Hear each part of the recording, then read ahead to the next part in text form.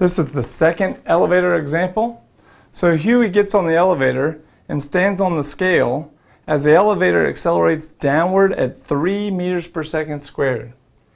Normally, when the elevator is at rest, he weighs 900 newtons. So find the scale reading during this downward acceleration. So the first thing we're going to do is to find his mass. And we know from Newton's second law that weight is equal to mg. For those who didn't watch the first elevator example. So then his weight is 900 newtons, which is it's a little bit more than 200 pounds. 900 newtons is. Mass times 9.81. Divide by 9.81 on both sides.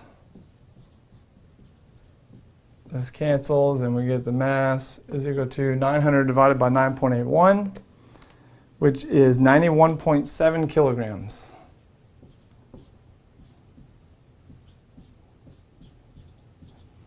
Okay, so now we're in a position to analyze the free body diagram.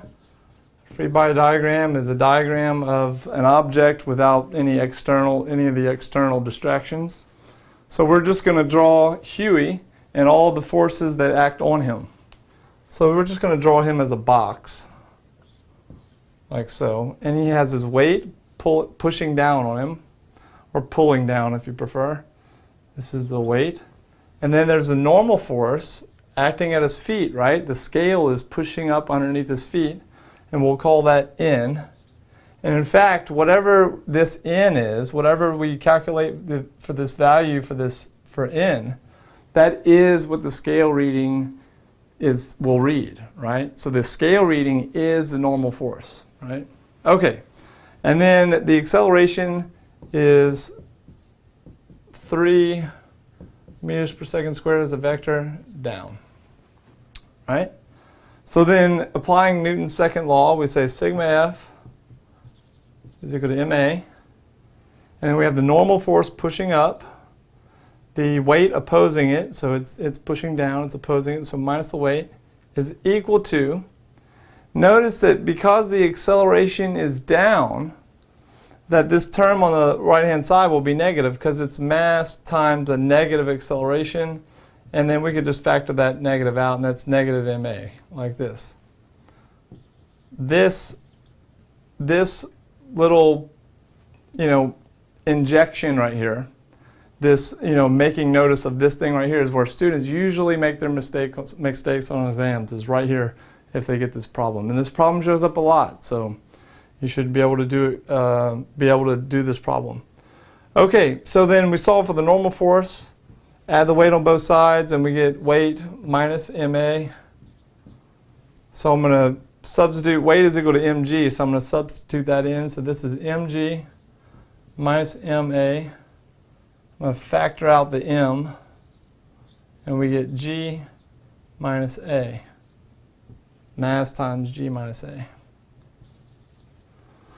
Okay, so this is an equation that relates the normal force to these other variables: the mass, the gravitational constant, gravitational acceleration near the surface of the Earth, and then the acceleration of the object, which is the acceleration of the elevator.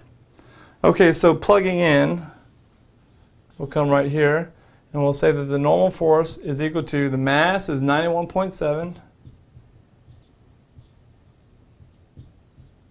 times the acceleration due to gravity is 9.81 minus the acceleration, and so that is 3.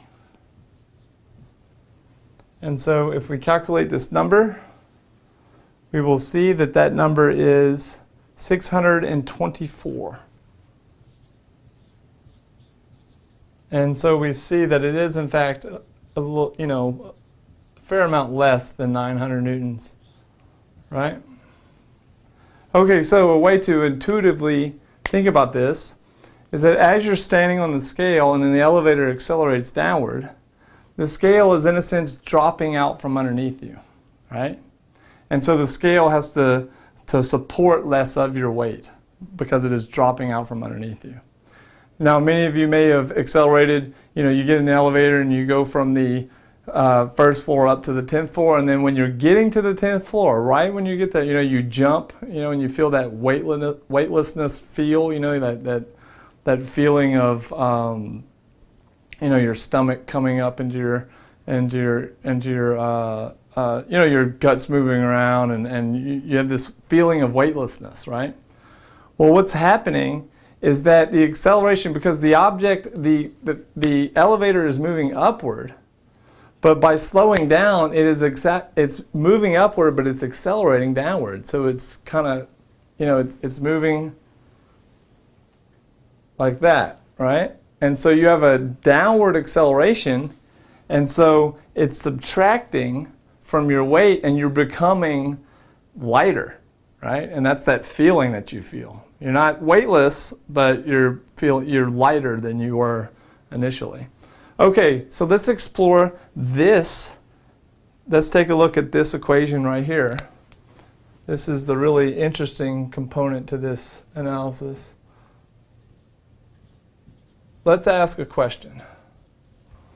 What if we just cut the string, right, with some scissors or something,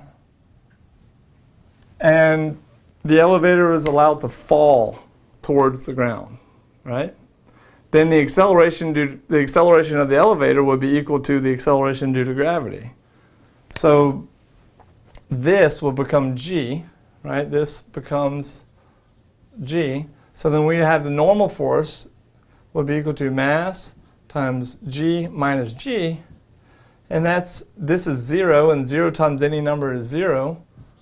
So you would be weightless, because the normal force, that's what the scale reading reads. That's what the scale reading is the normal force. So if the normal force is 0, that means that the scale is reading nothing, and so you are in fact weightless. Okay, so and this is intertwined with ideas of curvature of space and so forth, and all objects accelerating towards the center of the Earth and to the center of a curving body at the same rate. So I'm going to step to the side and give you a clear screenshot. Try it for yourself. This problem can and often does show up on exams. Okay.